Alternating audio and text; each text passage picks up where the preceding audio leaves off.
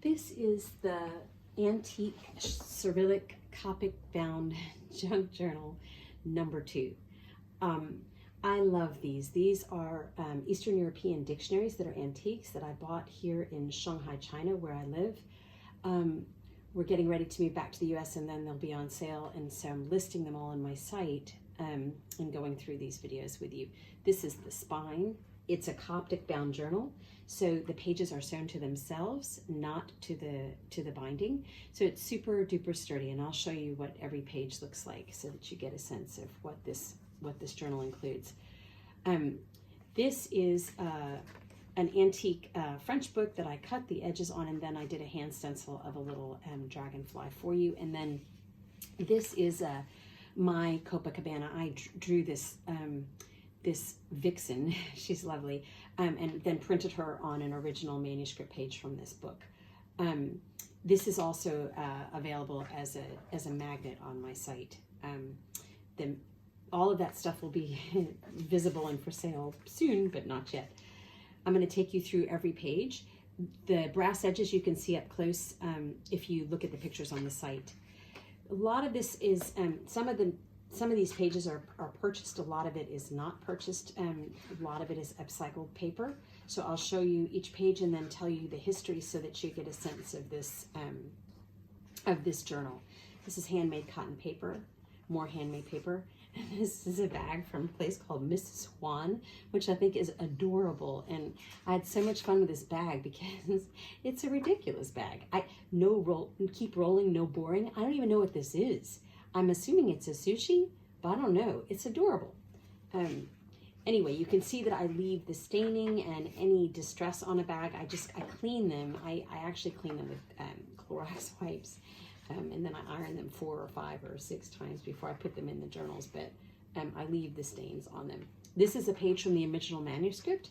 This is in Cyrillic. If you wanted to know what this dictionary page said, you could put it in a photo translator, which is easily downloadable on any phone, and then you can see what everything says if you want to. I live in Shanghai, so I'm constantly translating stuff on my phone.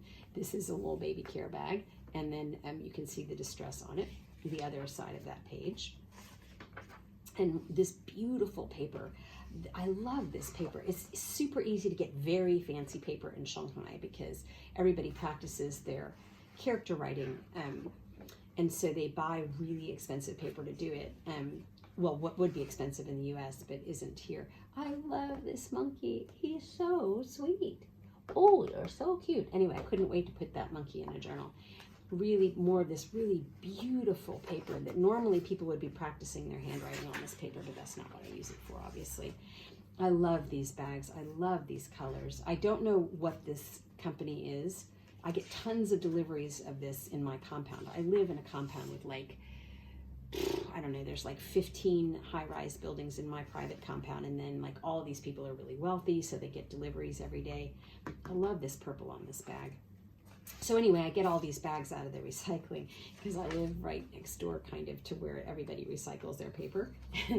And so I'm always digging around in the garbage, which none of the other rich people that live here do that but me, so I'm like really popular with the working staff here. I love this purple paper. This bag, and then this is a Ferro Rocher bag from here in Shanghai. I love it that it has Mandarin on it. So somebody gave somebody chocolates, and I rescued the bag. There was tons of those Ferro Rocher bags after Chinese New Year this year, so I got a lot of the bags. You can see my sewing. There's lots and lots and lots of little signatures inside of this, inside of Coptic bound journals.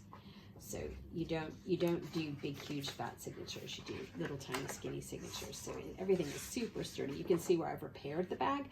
I glue and hand glue and hand cut and tape these bags to make them perfect again. And I actually love my little repairs. So there's just an enormous amount of sort of humanity in these. I love this. Somebody wrote this. I don't even know. This is written on the outside of a delivery bag that I found here. I guess this person's English name is Annie, and then it's written in Mandarin characters. I just love it because that's handwritten on the bag, and that's so cool. Anything with a pedigree, anything with a history, to me adds so much depth to whatever you're doing with a junk journal. And so I think the more history you have, the more depth there's going to be to the whatever it is that you create out of this.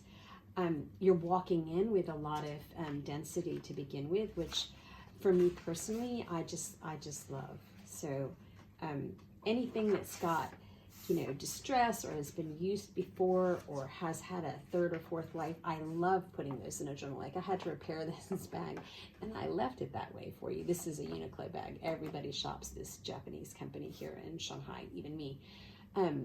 This is handmade beef patties, which I think is adorable, and a local company. And this is a page from the original manuscript again for you to translate if you wish. I have no idea what any of these words are, but you could easily figure that out. Construction paper I had to build to fit it in here because this journal is so gigantic. I'm going to show you what the side of this looks like now so that you get a sense of it.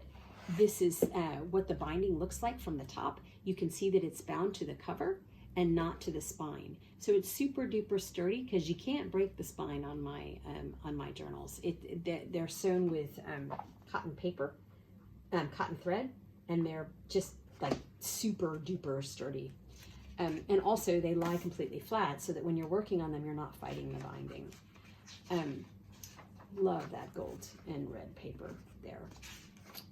This is a Chinese McDonald's bag. I don't eat at McDonald's, but everybody here eats at McDonald's. So, and I just love it that it has all the Mandarin characters on it. It's become a big thing. When we were living in China before, it was really hard to come by a Chinese McDonald's, but nowadays they're everywhere. I love these bags. I love this red and green together. Craft paper, more gold and red paper, watercolor paper with a bit of a red stainer at the bottom, which again, I like all of that personality in a bag. This has been sterilized, but again, I leave the stains inside the paper on purpose to give it more depth and character. This is one of my favorite pieces. I found this rice bag on the beach in South Africa. And I rinsed all the sand off of it. It took like 1,000,000 years to get the very, very, very fine South African sand out of this bag. And then I brought it home from South Africa to Shanghai, and then I sewed it into this journal for you. You can see that it's tailored to the African market.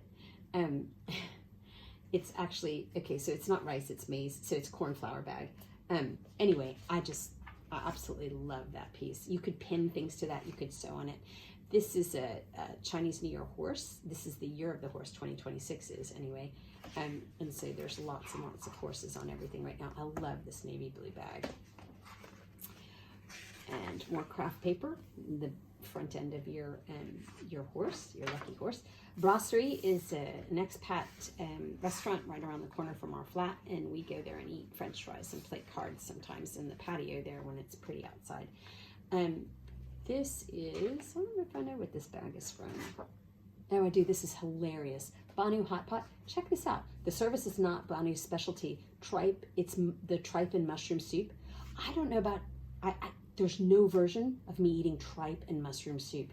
Mushrooms, yes. Tripe? No. I'm married to a chemist. No version of me eating tripe. This is the back of that expat, the menu from the expat place around the corner, which I swiped and brought home. I love this crunchy paper. I call it crunchy because it's got all this texture to it. You can see I had to build these pages to make them fit because they are much too, this journal is so massive that it's easy to not have the right size pages for it. I love using these special scissors. I have like millions of different kinds of scissors to cut these little these edges. This is Estee Lauder's, very popular here in my compound. It's astonishing the amount of consumption I see in my compound. I get these huge bags from Chanel and Estee Lauder and Louis Vuitton, and it's crazy of how anybody can shop at those places in that volume that I get these bags from. I love this pink paper, and this is sort of a pearl color, and a lovely upcycled craft paper bag. More craft paper, pink. I think this is from the bee place. It says bee on it. I don't think it sells honey. I think it's just accidentally saying bee. Yeah, Bee Cheng. I have no idea what this company is. I thought it was a tea company, but I'm not sure. I love these bags. They're such a happy red. My dog is snoring in the background, in case you're wondering. She's she's very content. She's lying on her little throne there and she's snoring. She's about to move back to the U.S. She's not going to like that trip. This is a Thai tea place, Tam Coco. I love this sweet little bag. My dog is really snoring. I gotta take her out for a walk pretty soon. I love this lime green, and I particularly love this orange paper. That's such a cool bag. Chill in Thai. That's great. Everybody travels to Thailand from here because it's super cheap and super, super fun when you get there. We absolutely love Thailand. We traveled there from another part of China when we were living someplace else, but we haven't been there since we've been living in Shanghai. But all of our friends go all the time because it's like cheap, cheap, cheap to go. This is decorative tape on the edge of this with the brass fittings on the corner. And then that's the back of your journal. And that is your Volume 2 Antique Cyrillic Junk Journal.